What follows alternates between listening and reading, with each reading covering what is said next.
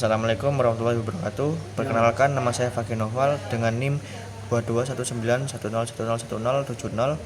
Di sini saya akan sedikit menjelaskan tentang fuel cell. Fuel cell adalah perangkat elektrokimia yang mengubah energi kimia dari bahan bakar. Umumnya itu ada hidrogen dan oksidator sebagai oksigen, biasanya oksigen, menjadi listrik melalui reaksi kimia. Tidak seperti baterai atau yang lainnya, sel bahan bakar ini memerlukan suplai bahan bakar dan oksidator yang terus-menerus untuk menghasilkan listrik. Komponen utama dari sel bahan bakar atau fuel cell ini meliputi anoda, katoda, dan elektrolit.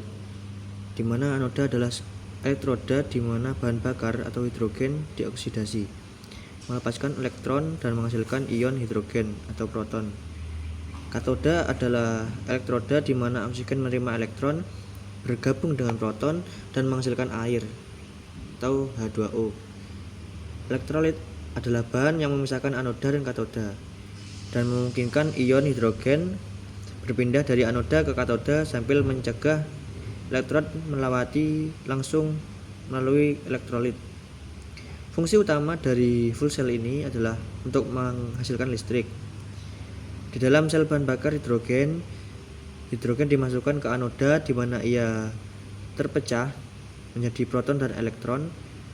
Proton bergerak melalui elektrolit ke katoda, sementara elektron mengalir melalui sirkuit eksternal menghasilkan arus listrik.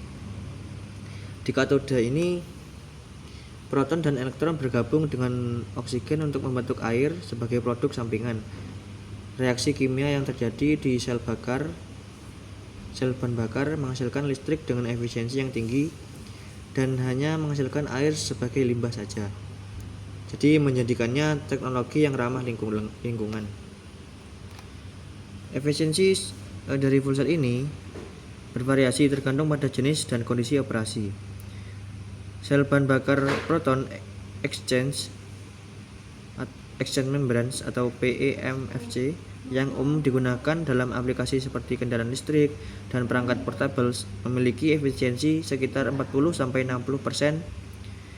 Nah, kemudian solid oxide fuel cell atau SOFC yang beroperasi pada suhu tinggi dapat mencapai efisiensi hingga 60-65% dan dalam kombinasi dengan pemanfaatan panas buang atau cogeneration, efisiensinya dapat meningkat hingga 80-85%. Faktor-faktor yang mempengaruhi efisiensi termasuk jenis bahan bakar, desain sel bahan bakar, dan kondisi operasi seperti suhu dan tekanan. Kemudian, apa sih kelebihan dan kekurangan dari fuel cell ini? Kelebihan fuel cell ini cukup banyak. Mereka menghasilkan listrik dengan efisiensi cukup tinggi dan memiliki emisi yang sangat rendah. Biasanya hanya menghasilkan air dan panas sebagai produk sampingan, tidak menyebabkan polusi. Sel bahan bakar juga fleksibel dalam hal sumber bahan bakar.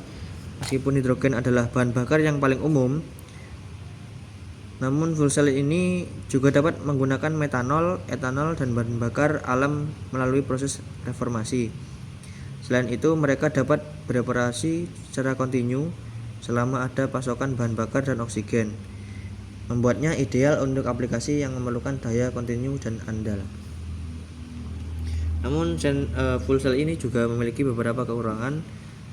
Salah satunya yaitu adalah biaya yang cukup tinggi, terutama terkait dengan material seperti platinum yang digunakan sebagai katalis di banyak sel bahan bakar atau fuel cell.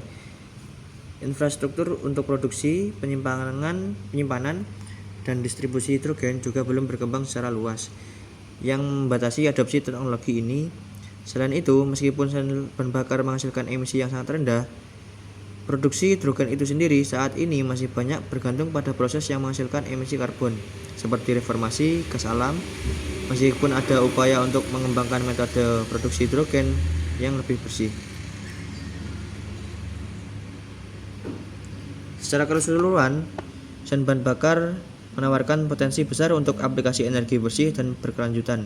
Dengan perkembangan teknologi dan penurunan biaya, sel bahan bakar dapat memainkan peran penting dalam berbagai sektor, termasuk transportasi, pembangkit listrik stasioner, dan perangkat portable, membantu mengurangi ketergantungan pada bahan bakar fosil dan emisi gas rumah kaca.